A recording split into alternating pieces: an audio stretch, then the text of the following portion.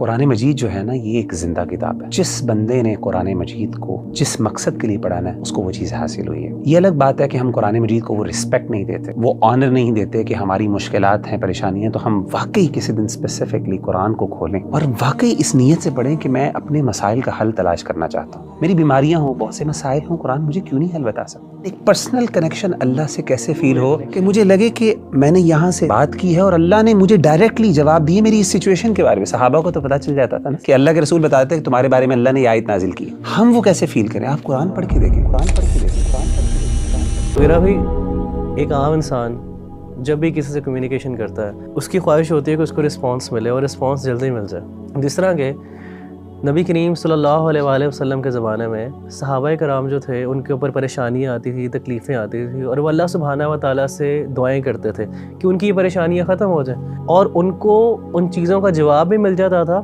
اور ان کے دعائیں بھی قبول ہوتی تھی وحی کے ذریعے. لیکن آج کل کے دور میں جب ایک انسان پریشان ہے, پریشان حال ہے, مشکلات کے اندر ہے, اور وہ اس کی دعائیں بھی کرتا ہے, لیکن کبھی کبھی وہ اس چیز کی کمی فیل کرتا ہے, اس کے اندر ایک کمی کا احساس ہے کہ شاید میری دعا قبول نہیں ہو رہی. تو میرا بھی سوال یہ ہے کہ وہ جو احساس ہے کہ انسان کے اندر وہ احساس اور وہ ایک مطمئن ہو جائے اس چیز سے کہ اللہ نے میری دعا سن لی اور اللہ سبحانہ و تعالیٰ کی طرف سے اس کو احساس بھی آ گیا ہے کہ اس کی دعا قبول ہو گئی ہے. تو یہ احساس کیسے ایک انسان اپنے اندر پا سکتا ہے؟ دیکھیں ربیع اللہ بھائی, مجھے آپ کے سوال سے ایک واقعہ یاد آ گیا. میں یو اے میں تھا, تو ایک دن میں جمعے کی نماز پڑھنے گیا, تو نماز میں سنتیں ادا کرنے کے بعد میں نے قرآن مجید کو پکڑا اور بیٹھنے لگا, تو اچانک مجھے نا کچھ سسکیوں کی آواز آئی ایک طرف سے.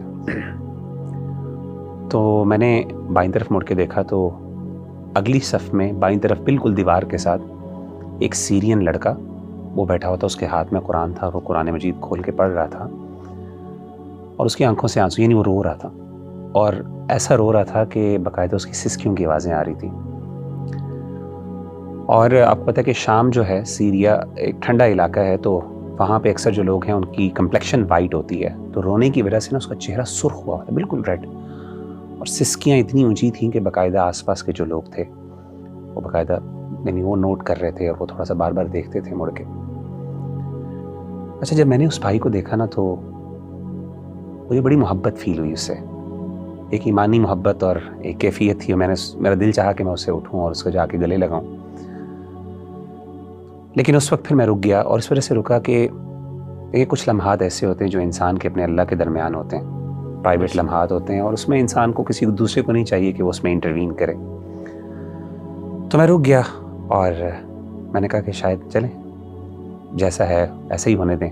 اور میں تھوڑا سا متاثر بھی ہوا, رشک بھی کیا کہ کس طریقے سے 7 سال لڑکا تھا, یعنی کوئی آپ سمجھیں کہ اس کی کوئی بہت زیادہ داڑھی بھی نہیں تھی, کوئی بہت زیادہ پریکٹسنگ آؤٹ فٹ یا لک بھی نہیں تھی اس کی. تو اس کے بعد جب میں نے یہ دیکھ لیا اور میں نے کہا چلے میں اپنی قرآن مجید کی تلاوت کرتا ہوں, تو جیسے ہی میں نے قرآن مجید کھولا تو عجیب بات اور بڑے حیران کن بات یہ ہے کہ جو سب سے پہلی آیت میری نظر کے سامنے آئی, حالانکہ میں نے رینڈملی کھولا, کوئی اسپیسیفکلی کسی, سب سے پہلے جو آیت میرے سامنے آئی, سبحان اللہ, میں حیران ہو گیا وہ پڑھ کے, وہ 7 چیپٹر کی پہلی آیت تھی. اور وہ آیت کیا تھی؟ وَإِذَا سَمِعُوا مَا أُنزِلَ إِلَى الرَّسُولِ تَرَىٰ أَعْيُنَهُمْ تَفِيضُ مِنَ الدَّمْعِ مِمَّا عَرَفُوا مِنَ الْحَقِّ, کہ جب وہ رسول پر نازل کردہ کلام کو سنتے ہیں تو اے نبی صلی اللہ علیہ وسلم آپ دیکھتے ہیں کہ ان کی آنکھیں بہہ پڑی, وہ رو رہے ہیں. یعنی قرآن سننے سے ان کے دل ڈر جاتے ہیں, نرم ہوتے ہیں, اور ان کی آنکھوں سے آنسو بہہ پڑتے ہیں. کس وجہ سے؟ مما عرفوا من الحق, کہ جو حق انہوں نے اپنے رب کی طرف سے جو اللہ نے بھیجا اس کو پہچان لیا. سبحان اللہ, یعنی یہ وہ ایسی کیفیت تھی کہ آن دا اسپاٹ مجھے جیسے لگا کہ اللہ تعالیٰ نے یہ آیت جو ہے, میں نے یعنی یہ اٹ واز ناٹ اے کو انسیڈنس. دیکھیں ہم لوگ جو ہے نا, we are not the people who believe in the coincidences. We believe کہ ہر چیز, ہر ایکشن, ہر پریکٹس جو دنیا میں ہو رہی ہے اس کے پیچھے اللہ کی حکمت کار فرمان.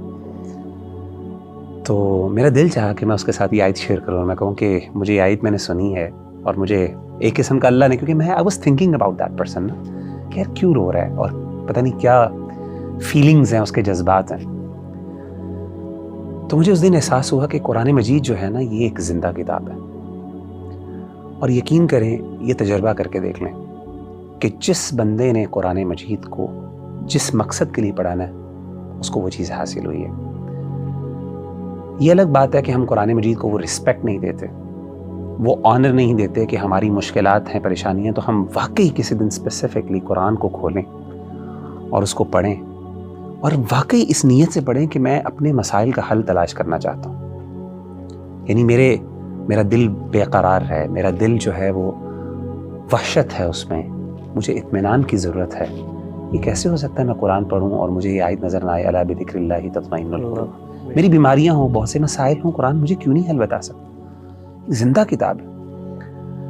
اور میں آپ کو بتاؤں کہ جن لوگوں نے یہ تجربات کیے ہیں نا، قرآن سے پرسنل، دیکھیں آپ کا سوال بھی یہی ہے نا کہ جنرل تو دین سے ہمیں جوابات مل جاتے ہیں، لیکن ایک پرسنل کنیکشن اللہ سے کیسے فیل ہو، کنیکشن جو فیل ہو کہ مجھے لگے کہ میں نے یہاں سے بات کی ہے اور اللہ نے مجھے ڈائریکٹلی جواب دیے میری اس سچویشن کے بارے میں۔ صحابہ کو تو پتہ چل جاتا تھا نا کہ اللہ کے رسول بتاتے تھے کہ تمہارے بارے میں اللہ نے یہ آیت نازل کی ہے۔ ہم وہ کیسے فیل کریں؟ آپ قرآن پڑھ کے دیکھیں، قرآن آپ سے بات کرے گا، آپ کو لگے گا کہ میرا رب مجھے جواب دے رہا ہے۔